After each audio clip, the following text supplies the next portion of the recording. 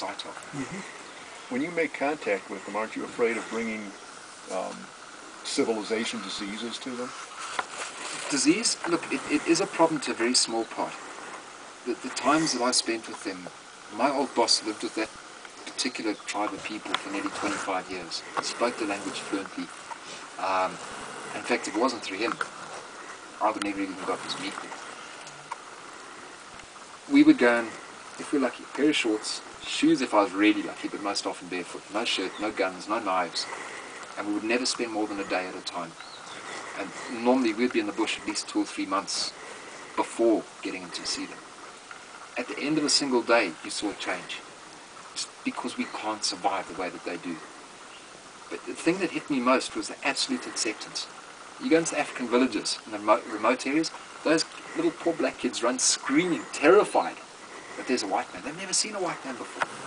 These guys be fascinated. They come over and they pull your hair, especially me. It's like, wow.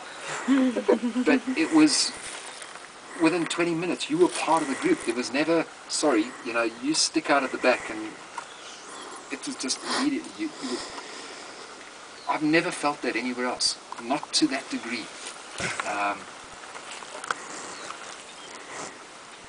I remember the one day, by accident, my boss actually took a torch along with him to try and explain to them what light was. I was sitting around the campfire that evening, this little guy was playing around with this. He pressed the button of the torchlight.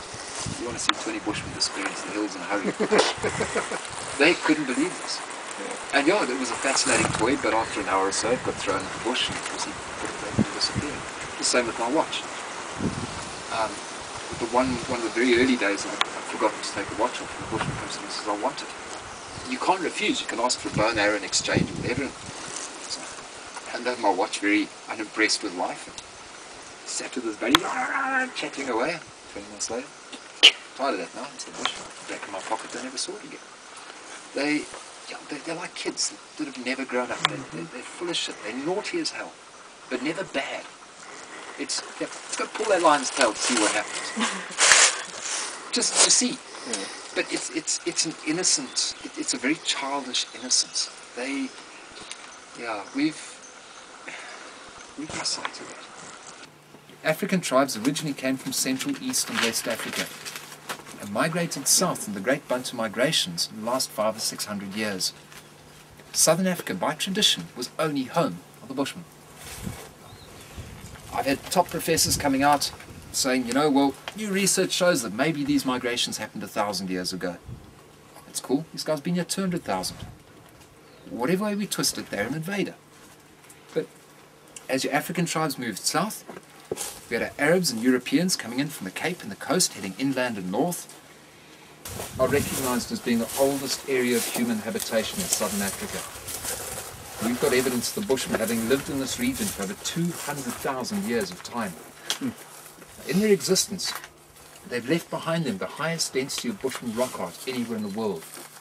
Currently, we've recorded over 50,000 sites of paintings. Oldest paintings I know of date back to in excess of 100,000 years of age.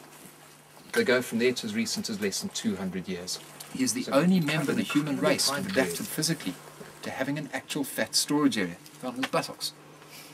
When your Bushman hunts, he'll never kill any animal bigger than he and his family can eat and finish in one sitting. Only day and a half worth of meal.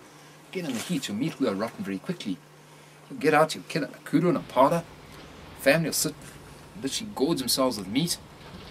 As the belly bloats up, you'll fall over and sleep for 6 or 8 hours. Waking up, carries on eating again.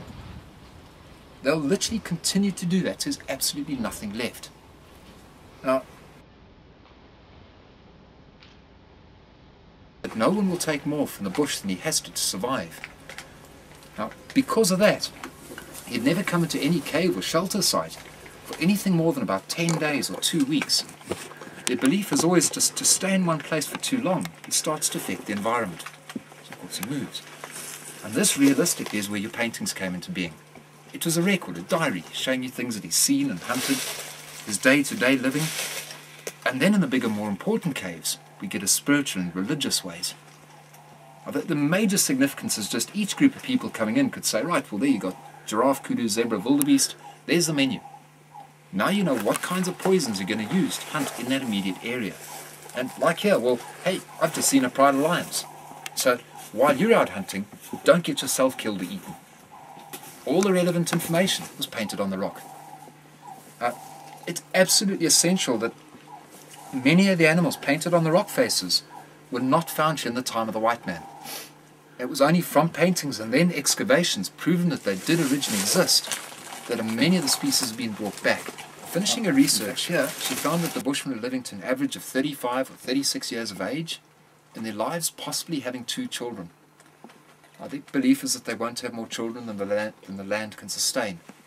Of course, on the edge of the desert, same reason they don't live to be very old.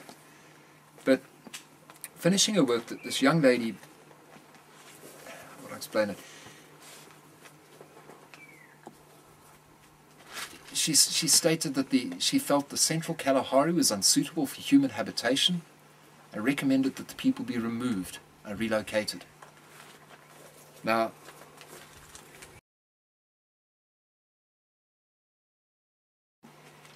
by the end of that year, over 1,000 of the Bushmen had died. October of '99, I got a phone call to be told that there were less than 200 of the original Bushmen left. May of 2000, last call came in saying they were gone. I mean, in just over 2 years, we wiped out nearly half an existing race of people. First, from a young girl's ignorance and an attempt to help, and the end of all of it for greed.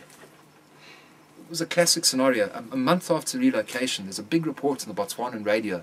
The now uninhabited area of land was found to be a massive diamond field. Oh. There's a huge amount of politics involved. Everything I could find out, this girl was used. Straight from university, she got money, permits, vehicles. She didn't know what she was in for. So her paper was correct. She just didn't know what she was doing.